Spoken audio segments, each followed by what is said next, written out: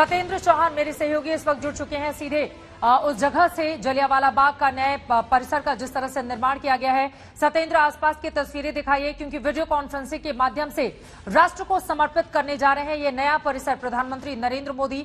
वहां पर किस तरह की तैयारियां हैं और किस तरह का माहौल आपको दिखाई दे रहा है? चित्रा, देखिए, सबसे पहले तो बता दूं, इस परिसर का नवीनीकरण किया गया है, लेकिन जो इसका मूल ढांचा है उसमें कोई छेड़छाड़ नहीं की गई है। किस तरीके से इसको बनाया गया है, सजाया गया है, सीधी तस्वीरें आपको दिखा रहा हूं। सबसे पहले ये देखिए, वो जो ऐतिहासिक दीवारें हैं, उन दीवारों पर जो सफेद निशान दिखाई दे रहे हैं, ये अंग्रेजी हुकूमत का वो काला अध्याय था कि निहत्थे भारतीयों पर यहाँ पर गोलियां बरसाई गई थी। इसके बाद कैमरे को पैन करता हूं, यहाँ पर पूरे जो है जलियांवाले बाग का नवीनीकरण किया गया है, इसको सजाया गया है, संवारा गया है, लेकिन जो इसका मूल ढांचा था उस पर कोई छेड़छाड़ किसी तरह की नहीं की गई है। ये ऐतिहासिक स्मारक है। इस स्मारक को पर श्रद्धा सुमन अर्पित किए जाते हैं उन सैकड़ों निहत्थे हिंदुस्तानियों को जिनको 13 अप्रैल 1919 को जनरल डायर के आदेश पर यहाँ पर निहत्थे एक तरीके से कत्लेआम कर दिया गया था। उसके बाद ये जो गुरबानी की आवाज आपको सुनाई दे रही है, ये वो मंच है जहां पर सीधी तस्वीरें आपको दिखाई दे रही हैं कि वर्चुअली डिजिटल माध्यम से प्रधानमंत्री मोदी इसका उद्घाटन करेंगे। और आपको ये भी बता दूं, 2 साल बाद लगभग ये जो है जलियांवाला बाग खुल रहा है, वो स्टेज आपको दिखाया। और इसके बाद ये जो कुआं है, इसका भी नवीनीकरण किया गया है। इस कुएं के अंदर जब जनरल डायर ने निहत्थे भारतीयों पर गोलियां चलवाई थी, तो उन गोलियों से बचने के लिए सैकड़ों की तादाद इस कुएं के अंदर कूद गए थे।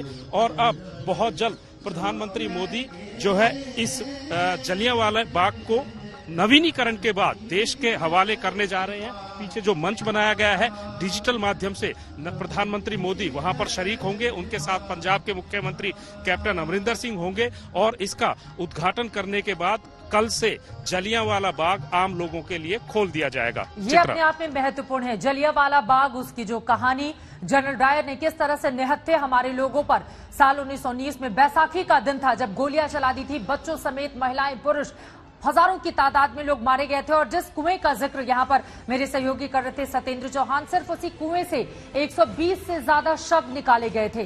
काला अध्याय अपने आप में समेटे ये जलियांवाला बाग लेकिन नए रंग रूप में अब ये लोगों को समर्पित किया जा रहा है, ताकि जो इतिहास है वो जान सके, हमारे शहीदों की जो कुर्बानी है इस देश के लिए उसको जान सके हमारे आने वाली पीढ़ी। और इसी वजह से जलियांवाला बाग का ये नया रंग रूप आप देख रहे हैं। काफी समय से इसकी तैयारी चल रही थी और आज प्रधानमंत्री नरेंद्र मोदी इसे राष्ट्र को समर्पित करने वाले हैं। अपने आप में बहुत सारे किस्से कहानियों को अपने आप में अपने जेहन में समेटे ये पूरा का पूरा परिसर सतेंद्र, और सब जानते हैं कि जलियांवाला बाग में किस तरह से जनरल डायर ने यहां पर निहत्थे लोगों पर गोलियां चलाई थी। उस संकरे रास्ते को भी दिखाइए, क्या वहां पर भी तब्दीली की गई है? वहां से एंट्रेंस को किस तरह से बनाया गया है ताकि लोग हमारे शहीदों से जुड़ी जितनी भी यादें हैं इसको वहां पर पहुंचने के साथ ही जान सके? देखिए चित्रा, सबसे पहले मैं आपको इतिहास भी बताता चलता हूं। 13 अप्रैल 1919 बैसाखी का दिन था। पंजाब की एक तरीके से अमृतसर को राजधानी माना जाता था और यहीं से पास में लाहौर शहर है। और यहां पर पूरे पंजाब के उस समय लाहौर, अमृतसर के लोग, यहाँ पर आसपास के लोग यहाँ पर इकट्ठे हुए थे। रॉल्ट एक्ट अंग्रेजी हुकूमत लेकर आई थी और उस रॉल्ट एक्ट का विरोध करने के लिए हजारों की तादाद इस जलियांवाले बाग के अंदर इकट्ठा हुए थे। और ठीक सामने वो द्वार है जहां पर बीएसएफ के जवान खड़े हुए नजर आ रहे हैं। दरअसल ये एक रास्ता होता था इस जलियांवाले बाग में घुसने के लिए और यहां से निकलने के लिए।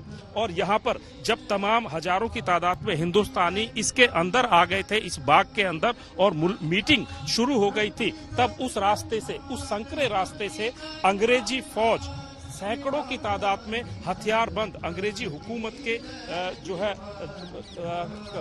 जवान यहाँ पर घुस गए थे। और ये जो दीवारें दिखाई दे रही हैं, इनके चारों तरफ वो फैल गए थे। और ठीक अगर कैमरे को थोड़ा सा पीछे करते हुए मैं ले जाऊं तो ये जो स्मारक स्थल यहाँ पर जो मैंने अभी आपको दिखाया था, ये वो जो स्मारक स्थल है जहां पर एक हल्का सा स्टेज बनाकर मीटिंग को एड्रेस किया जा रहा था। रॉल्ट एक्ट का विरोध कर रहे थे भारतीय जनता और भारतीय जनता के लोग, जिसमें खासकर लाहौर जो कि अब पाकिस्तान का हिस्सा है। वहां से बड़ी तादाद में लोग आए थे, अमृतसर के लोग थे, पंजाब के लोग थे, और ठीक इस जगह पर गोलियां चलाई गई थी। और गोलियां जिस तरीके से चलाई गई थी, वो जो ठीक मेरे सामने आप दीवार देख रही हैं, उस दीवार पर ये जो निशान आपको सफेद सफेद दिखाई दे रहे हैं, ये उन गोलियों के निशान हैं जो निहत्थे भारतीयों की छाती पर अंग्रेजी हुकूमत ने जनरल डायर के आदेश पर मारी थी। और यही दीवार नहीं है, और थोड़ा सा पीछे करें तो जितनी भी ये दीवारें दिखाई दे रही हैं, इन पर बुलेट्स के निशान इस कदर बने हुए हैं कि अगर आप गिने तो उस दिन तकरीबन कई हजार बुलेट्स यहाँ पर चलाए गए थे, गोलियां दागी गई थी।